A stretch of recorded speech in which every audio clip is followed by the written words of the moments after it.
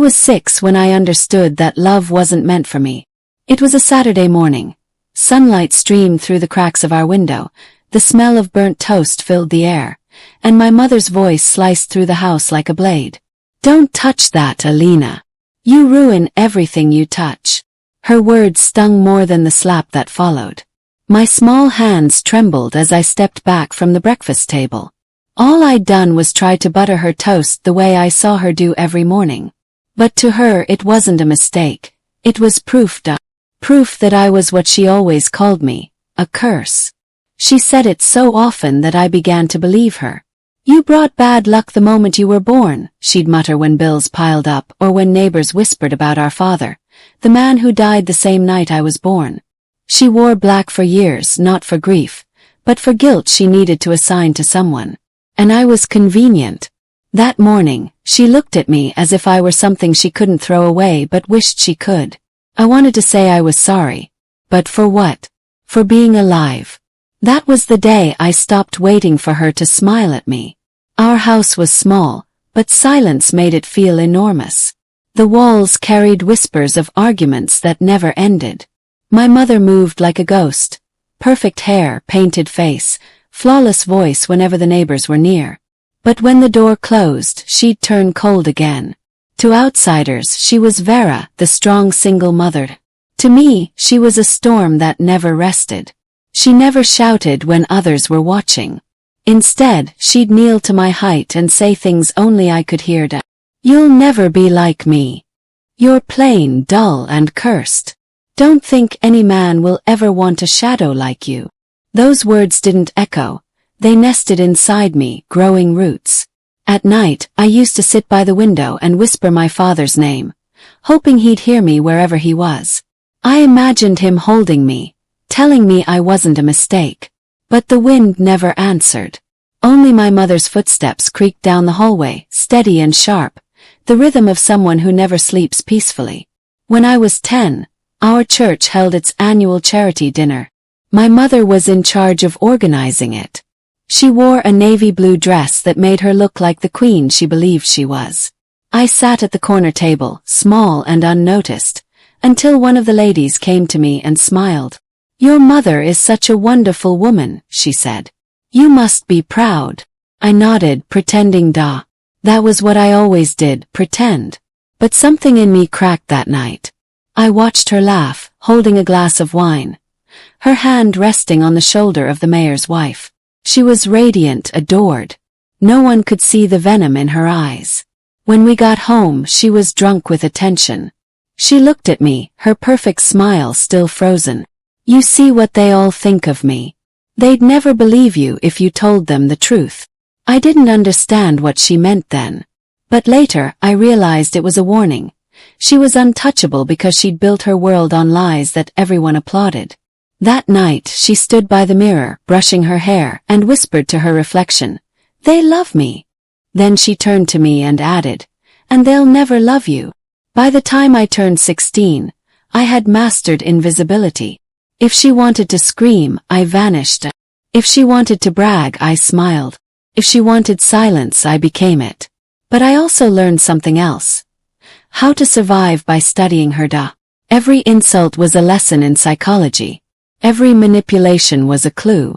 So when the school principal called me into his office and told me I'd earned a full scholarship to study journalism in the city, I didn't smile immediately. I knew what was coming. At home, I placed the acceptance letter on the kitchen table. My mother read it once, then twice. Her lips curled into that slow, dangerous smile. "Scholarship," she repeated. "They must have been desperate." I swallowed hard. "It's real, Mother. I worked for it." She stood up, circling me like a predator. "Who do you think you are? Leaving this house? You'll embarrass me. I just want to make something of myself." She leaned close. "You'll never be anything but my burden." That night, I packed my bag anyway. And when I left the house the next morning, I didn't look back, not even when she slammed the door and screamed, "Don't ever come back, you hear me? You're no daughter of mine." Her words echoed in the distance. But for the first time they didn't hurt. The city smelled like rain and possibility. I slept on a narrow dorm bed, surrounded by strangers, but I'd never felt so alive. Every morning I woke up early, attended classes, worked at a small bookstore, and saved every coin I could. For the first time no one told me who I was. Got to decide. But freedom had a strange aftertaste. It felt like guilt. I still heard her voice in my head, telling me I'd fail, that I was worthless, that I'd come crawling back. I thought distance would silence her, but hatred doesn't fade with miles. It becomes internal. One night I was studying late when I found an email in my inbox. From her. Just one line. Don't bother coming home even if you beg. I've already replaced you. It didn't break me. It built something inside me. A quiet, slow-burning determination. She didn't know it yet, but every cruel thing she said was writing my story for me. And one day I would tell it. I used to write her letters every Sunday night. Not because I missed her but because I wanted to understand her. Each letter began with "Dear Mother," and ended with words I never mailed. I'd write about my classes, my small victories, my loneliness. Then, before sealing the envelope, I'd write the truth. You broke me, but I'm learning to rebuild. Your silence still echoes, but I'm teaching it to sing. One day you'll see the woman you tried to destroy, standing tall. Then I'd burn the letters one by one. Watching the flames consume my words was the only closure I had. It wasn't forgiveness I sought. It was understanding. And slowly I began to realize. She hated me not because of who I was, but because of what I reminded her of, the part of herself she despised. I wasn't her curse. I was her mirror. During my second year in college, I met someone who changed everything. Professor Leanne Cordova. She was fierce, brilliant, and spoke the kind of truth that left no room for pity. Pain is a story, she told me one afternoon. And if you don't tell it, someone else will, and they'll twist it into their own version.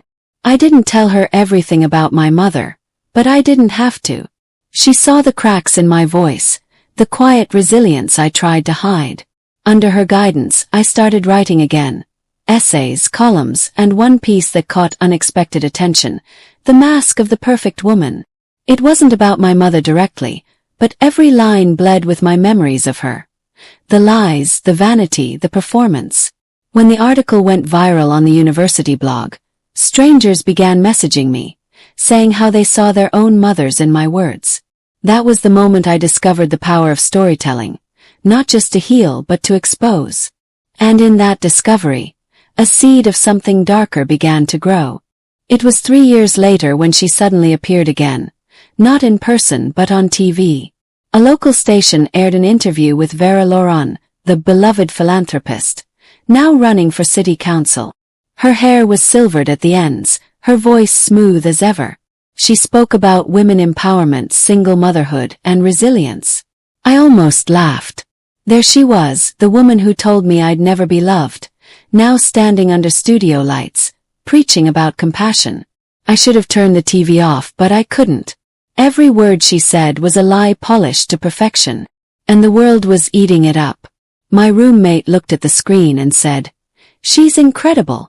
She must be such a strong mother." I didn't correct her.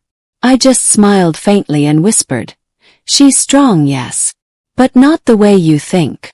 That night, I sat in bed, staring at her face frozen on the news site. For the first time I didn't feel fear. Felt focus.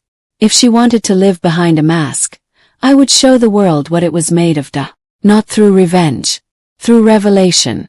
By then I had graduated and was working as a journalist. My stories were small but steady, enough to get noticed, not enough to threaten anyone. Until one day, a source sent me a lead about misused charity funds, donations redirected through shell companies under a woman's name. The name was Vera Laurent Foundation for Hope. My blood ran cold. I spent weeks verifying every detail, careful not to rush. The deeper I dug, the clearer it became. The woman praised for her kindness was siphoning funds meant for widows and single mothers. And she wasn't alone. She had enablers, the same community leaders who once smiled at her galas. Each discovery felt like reclaiming a piece of myself. Each lie exposed was a wound closing. But I didn't publish. Not yet. This wasn't just about exposing her corruption. It was about dismantling the image she worshipped. For years, she told me I'd never be more than her shadow. Now I was about to show her that shadows can swallow light. Before I made my move, I visited her. It had been almost 8 years since we last stood in the same room. She lived in a glass-walled house on a hill, elegant, cold, and distant, just like her dad. When she opened the door, her eyes widened slightly, then narrowed. "Well," she said, smiling thinly. "The prodigal disappointment returns." "I didn't come to stay," I replied. "I came to see." She poured herself a drink, her hand steady. "See what? What hatred looks like when it finally gets what it wants." She laughed. That same sharp, controlled laugh I remembered. "Still dramatic, I see. What are you now, a writer? A poet of self-pity?" I met her gaze. "No. I'm a journalist." For a second, something flickered in her eyes. Doubt, maybe even fear. But she hid it quickly. "Well," she said, sitting down, "I hope you're not here to ask for a quote." "No," I whispered. "I already have the truth." I left her house before she could answer that. The night wind followed me down the hill, cold and quiet, the way justice sometimes feels before it hits. I didn't publish the article under my name. I released it anonymously. A deep dive expose into the growing corruption behind the charitable elite. No names were mentioned, no accusations made. But every fact, every timeline, every siphoned fund aligned perfectly with my mother's foundation. It was precision, not chaos. The kind of journalism that whispered louder than any scream. The piece spread quickly, bouncing from small blogs to major outlets. People began asking questions, journalists started digging deeper, and soon, the beloved Vera Laurent was under investigation. Her press team called it a smear campaign. Her allies defended her fiercely. But the cracks had already formed. When the story hit the evening news, I sat alone in my apartment, watching her deny everything with a polished smile. "These allegations are baseless," she said. "I've spent my life serving this community." For the first time I smiled. She had no idea her own daughter was the shadow behind the words unraveling her empire. It wasn't revenge. It was revelation. And revelations have a way of growing wings. After the story broke, my phone rang every hour. Editors wanted follow-ups. Reporters wanted quotes. But I stayed silent. Instead, I focused on a new project, a documentary called The Faces of False Saints. It was about the duality of power and pain. How the people who preach goodness often wear it like armor. I didn't name her. I didn't have to. I simply used her philosophy, her phrases, her mannerisms, and turned them into art. During production, I interviewed women who had worked for her foundation. Many spoke off the record. They described her perfectionism, her cruelty, her habit of taking credit for others' work. One woman said, "She once told me crying makes people weak, especially women." Another whispered, "She made me feel like nothing." Their voices became my vengeance. When the documentary premiered at a small film festival, the audience sat in stunned silence. The final frame lingered on a quote. "Evil does not always shout. Sometimes it smiles." The applause came softly at first, then stronger, but I wasn't listening. Because in that moment I realized something. I wasn't destroying her. I was setting her reflection free. Started small. A leaked audit. A rumor about unpaid grants. Then photos surfaced. Of lavish parties funded by charity money. Her campaign team scrambled. Her smile faltered. And for the first time in my life, I saw her tired. But she didn't break. No, Vera Laurent never broke. She retaliated. An anonymous columnist published an article titled, "The Ungrateful Daughter." It painted me as a manipulative liar, a jealous child spreading rumors about her mother. The piece quoted sources close to the family, saying I had a history of emotional instability. She hadn't just guessed how to hurt me, she remembered. She used the same weapons she always had. shame, silence, isolation. I read the article 3 times, each word a blade. But when I looked in the mirror afterward, I smiled faintly. She still didn't understand. She thought this was about pain. It wasn't. It was about truth. And truth doesn't bleed, it waits. 2 months later, a former staff member from her foundation contacted me anonymously. She said she had something I needed to hear. We met at a quiet cafe on the edge of town. She slid a USB drive across the table and whispered, "You didn't hear this from me." That night, I played the audio file alone in my apartment. It was a recording, my mother's voice, clear and sharp, berating her staff. "Do you think I care about those widows? They're pawns. Everyone's a pawn." Then laughter. Cold familiar. "The only thing that matters is how I look doing it." My hands trembled as the audio ended. Not from anger, from vindication. For years she called me her curse. But listening to her voice, dripping with contempt, I realized something else entirely. I wasn't her curse. I was her consequence. The day the recording leaked, the world stopped pretending. Every major outlet picked it up. Donations to her foundation froze. Her political backers withdrew. Her campaign collapsed overnight. She went on national television, tearfully claiming the recording was fabricated. But the tone, the arrogance, it was unmistakably her. And for the first time in her life, she was speechless. I didn't celebrate. I didn't post. I didn't reach out. I simply watched her crumble under the weight of her own lies. At midnight, I stood by my window, the city lights flickering below. I whispered into the glass, to the girl I used to be, the one who cried into pillows and wrote letters she never sent. "You're free now. She can't call you her curse anymore." And in that moment, I understood what true revenge was. Not destruction, not victory, peace. The news broke like thunder. Local philanthropist accused of fraud and abuse. Councilwoman Lauren under investigation. Leaked audio raises questions about charity corruption. 4 years Vera Lauren had been untouchable, the picture of virtue. Now her face filled every screen, every headline, every whisper in town. I watched her interviews like someone studying a storm she'd already survived. The defiance was still there, but her eyes betrayed her. For the first time I saw fear.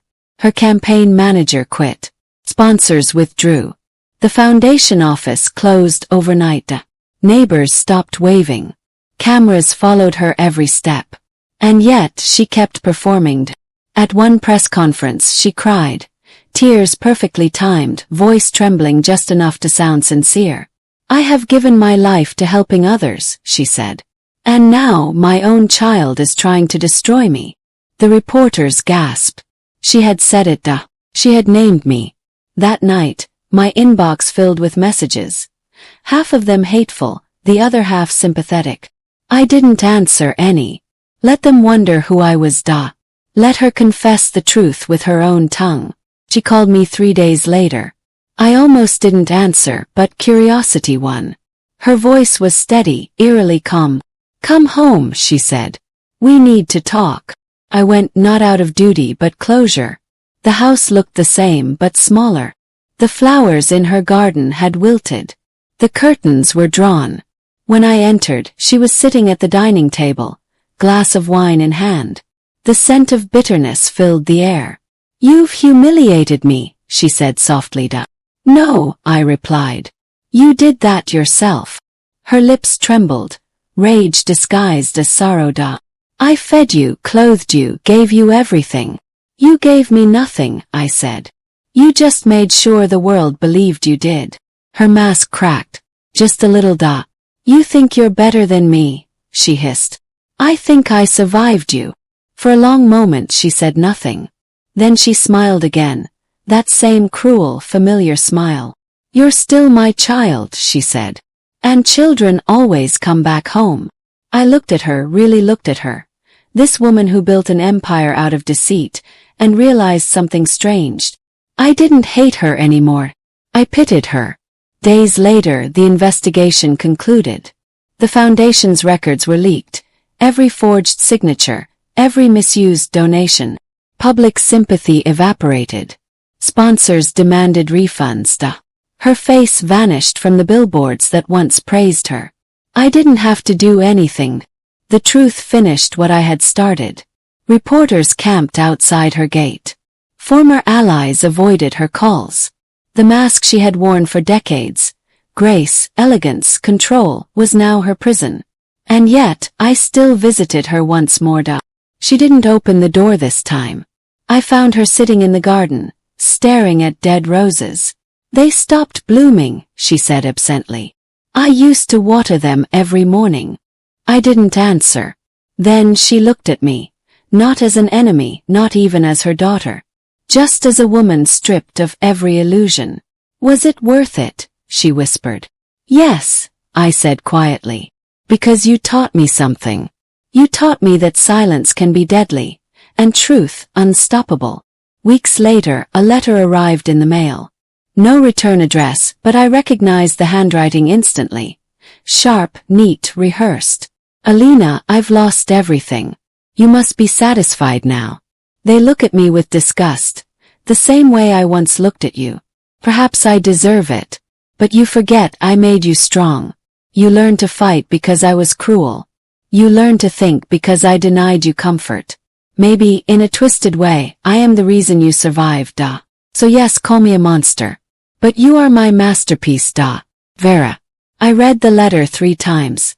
Then I burned it. Slowly, watching the flames consume the final lie she ever told. Because I didn't survive because of her. I survived in spite of her. Months passed. The scandal faded into memory, though her name remained tainted forever. I was invited to speak on a national podcast about emotional trauma and recovery. When the host asked what inspired my work, I smiled slightly and said, "A woman who taught me what love is not." I didn't mention her name. I didn't need to. The story had already been told, through the women who came forward, through the silence that followed her fall, through the truth that no longer needed my voice to survive. After the show, I stepped outside the studio into the sunlight. For the first time in years it felt warm, not blinding, not painful. I thought of her then, sitting alone in her empty house, surrounded by the echoes of her own lies. And I whispered, not out of anger but release. You called me your curse. But I was your mirror all along. Then I walked away free. Months later, the Laurent estate was put up for sale. No one wanted it. Rumors said the place was cursed, that the walls whispered at night. I drove there once, parked outside, and watched as strangers moved through the halls that once held my nightmares. For a second I saw her silhouette in the window, back straight, chin high, pretending everything was fine. Then the illusion vanished. Inside, the furniture was covered in white sheets. Dust floated like ghosts in the sunlight. I walked to my old room, the same cracked window, the same creaking floor. But it no longer hurt. I realized something then. The house had never been evil. It was just hers, and now it wasn't anymore. Before leaving, I left one thing on the table. The photograph of her younger self holding me as a baby. The only picture where she almost looked kind. I didn't take it with me. Some ghosts are better left in their homes. Life after her was quiet. I changed my last name. People called it symbolic, but to me it was survival. I started a non-profit for young women from abusive homes, teaching them how to rebuild, how to find their voice in silence. Every story they shared felt like a mirror held to my past. Different faces, same wounds. Sometimes I caught myself wondering if I'd gone too far. If destroying my mother's legacy made me just like her. But then I'd remember, she used lies to protect her power. I used truth to free others. There's a difference between vengeance and justice. And I finally understood which one I had chosen. It was a gray morning when the nursing home called. Vera Laurent had suffered a mild stroke. She was alive but fading. Slowly, quietly. They asked if I wanted to visit. I didn't hesitate. She looked small in the hospital bed, her skin pale, her eyes dimmed. When she saw me, her lips curved into a weak smile. I knew you'd come, she whispered. I sat beside her without speaking. Do you hate me still? She asked. I thought about all the years, the cruelty, the humiliation, the loneliness. And then I said softly, no. Hate kept me alive, but it can't keep me free. She nodded, tears slipping down her face. For once, she didn't try to hide them. I don't want forgiveness, she murmured. Just to know you're not me. I'm not, I said. She smiled faintly, and for the first time I believed it was real. That was the last time I saw her alive. 2 weeks later the headline read, Vera Laurent, former philanthropist, dies quietly at 63. No mention of scandal. No mention of media. Just a single paragraph about her charity work and complex legacy. I cut out the clipping and set it in a journal. Not as remembrance, but as record. Proof that she existed and that I survived her. The world forgot her quickly. But I didn't need to die. Forgetting would mean erasing the very pain that shaped me. Instead I remembered. Not with anger but with clarity. Because remembering is not the same as belonging. A year passed. Spring returned to the city, and with it, a kind of peace I'd never known. I stood before a crowd at a conference for survivors of domestic and emotional abuse. When I finished speaking they gave a standing ovation. Not for me, but for every woman who had ever been told she was too much, too loud, too broken. Afterward, a girl no older than 16 came up to me. Her voice trembled. How did you survive it? She asked. Smiled. By realizing that surviving isn't the end. It's the beginning. That night, I walked home beneath the soft glow of streetlights. In the quiet, I thought of my mother, the fire that tried to burn me down, not knowing I would learn to bloom from ash. I whispered one last time into the wind. You called me your curse. But I was your lesson. And as the wind carried my words away, I finally felt it. Freedom, pure and untamed. Years later, people still told my story. Sometimes as tragedy, sometimes as triumph. But only I knew the truth. It was both. Because sometimes, being hated is not the curse. It's the beginning of your power.